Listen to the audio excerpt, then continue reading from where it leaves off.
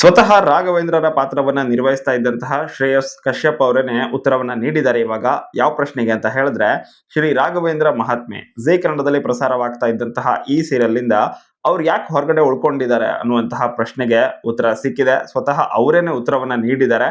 ನಾನು ನಿಮ್ಗೆ ಆಲ್ರೆಡಿ ಹೇಳಿದ್ದೆ ಕಳೆದ ವಿಡಿಯೋದಲ್ಲಿ, ಅಂದ್ರೆ ನಾನು ಅವರಿಗೆ ಮೆಸೇಜ್ ಮಾಡಿದ್ದೀನಿ, ಅವರಿಂದ ಏನಾದರೂ ರಿಪ್ಲೈ ಬಂದ್ರೆ ಉತ್ತರ ಸಿಕ್ಕರೆ ಖಂಡಿತವಾಗ್ಲೂ ಅಪ್ಡೇಟ್ ಮಾಡ್ತೀನಿ ಅಂತ. ಸೊ ಇವಾಗ ಅವರಿಂದನೇ ಉತ್ತರ ಸಿಕ್ಕಿರುವಂತದ್ದು, ಹೀಗಾಗಿನೇ ಅದನ್ನ ನಿಮ್ಮ ತನಕ ತಲುಪಿಸುವಂತಹ ಪ್ರಯತ್ನ ಮಾಡ್ತಾ ಇದ್ದೀನಿ. ನಿಮ್ಮಲ್ಲಿ ತುಂಬಾ ಜನ ಕೇಳ್ತಾ ಇದ್ರಿ, ಹೀಗಾಗಿನೇ ಶ್ರೇಯಸ್ ಕಶ್ಯಪ್ ಅವರು ಈ ಒಂದು ಪಾತ್ರಕ್ಕೆ ತುಂಬಾನೇ ಚೆನ್ನಾಗಿ ಸೂಟ್ ಆಗ್ತಾ ಇದ್ರು, ಯಾಕೆ ಸೀರಿಯಲ್ ಅನ್ನ ಏಕಾಏಕಿಯಾಗಿ ಬಿಟ್ರು ಅನ್ನೋ ಪ್ರಶ್ನೆ ಮೊದಲನೇದು.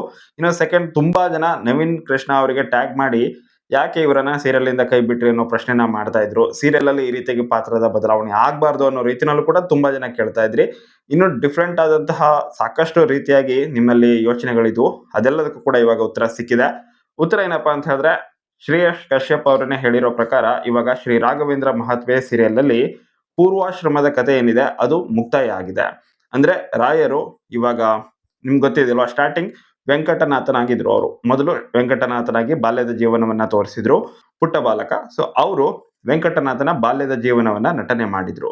ಅದಾದ ನಂತರ ಶ್ರೇಯಸ್ ಕಶ್ಯಪ್ ಅವರ ಎಂಟ್ರಿ ಆಗತ್ತೆ.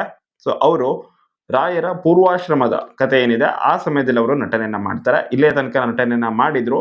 ಇವಾಗ ರಾಯರ ಪೂರ್ವಾಶ್ರಮದ ಕಥೆ ಏನಿದೆ ಅದು ಈ ಸೀರಿಯಲ್ ಅಲ್ಲಿ ಮುಕ್ತಾಯ ಆಗ್ತಾ ಇದೆ, ಮುಂದಿನ ಹಂತಕ್ಕೆ ಹೋಗ್ತಾ ಇದೆ, ಕತೆ ಮುಂದಿನ ಭಾಗಕ್ಕೆ ಹೋಗ್ತಾ ಇದೆ.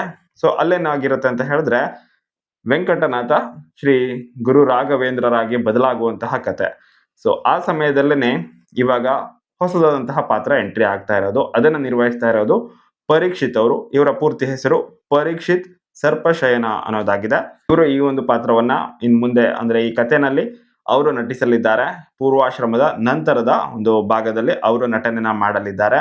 ಹಾಗೇನೆ ಈ ಸಮಯದಲ್ಲಿ ರಾಯರು, ಅಂದ್ರೆ ಇವಾಗ ನೀವು ನೋಡ್ತಾ ಇದ್ರಲ್ಲ, ಇಲ್ಲಿ ತನಕ ಏನು ಎಪಿಸೋಡ್ ಅಲ್ಲಿ ನೋಡಿದ್ರಿ ರಾಯರ ಪೂರ್ವಾಶ್ರಮದ ಕತೆ, ಈ ಭಾಗದಲ್ಲಿ ರಾಯರು ಹೆಂಗಾಗಿದ್ರು, ಯೌವನ ಭಾಗದಲ್ಲಿ ಇದ್ರು.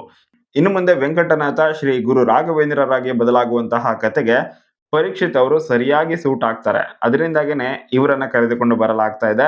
ಮತ್ತೆ ಈ ಒಂದು ಕಥೆನಲ್ಲಿ ಮುಂದುವರಿದ ಭಾಗವಾಗಿ ಇವರು ಎಂಟ್ರಿ ಆಗ್ತಾ ಇರೋದ್ರಿಂದ ಜನರಿಗೂ ಕೂಡ ಒಂದು ಕ್ಲಾರಿಟಿ ಸಿಗುತ್ತೆ. ಓಕೆ, ಬಾಲ್ಯ ವ್ಯವಸ್ಥೆನಲ್ಲಿ ಒಂದು ರೀತಿಯಾಗಿ, ಯೌವನ ವ್ಯವಸ್ಥೆನಲ್ಲಿ ಮತ್ತೊಂದು ರೀತಿಯಾಗಿ, ಮತ್ತೆ ಶ್ರೀ ಗುರು ರಾಘವೇಂದ್ರರಾಗುವಂತಹ ಒಂದು ಭಾಗದಲ್ಲಿ ಮತ್ತೊಬ್ಬರು ನಟನೆಯನ್ನ ಮಾಡಿದ್ರೆ ಸರಿಯಾಗಿ ಅದು ಒಂದು ರೀತಿಯಾಗಿ ಕ್ಲಾರಿಟಿ ಕೂಡ ಸಿಗುತ್ತೆ.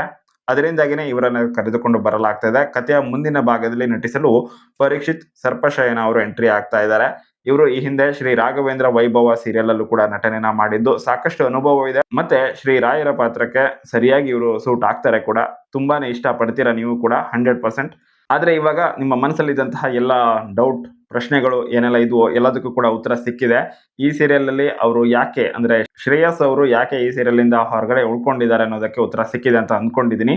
ಇದನ್ನ ಮೀರಿಯೂ ಮತ್ತೇನಾದ್ರೂ ಪ್ರಶ್ನೆಗಳಿದ್ರೆ ನೀವು ಕಮೆಂಟ್ ಮಾಡಿ, ಅದಕ್ಕೂ ಕೂಡ ಆದಷ್ಟು ಬೇಗ ಉತ್ತರವನ್ನ ಹುಡುಕಿ ತಿಳಿಸುವಂತಹ ಪ್ರಯತ್ನ ಮಾಡ್ತೀನಿ. ವಿಡಿಯೋನ ಪೂರ್ತಿಯಾಗಿ ನೋಡಿದ್ದಕ್ಕೆ ಧನ್ಯವಾದಗಳು.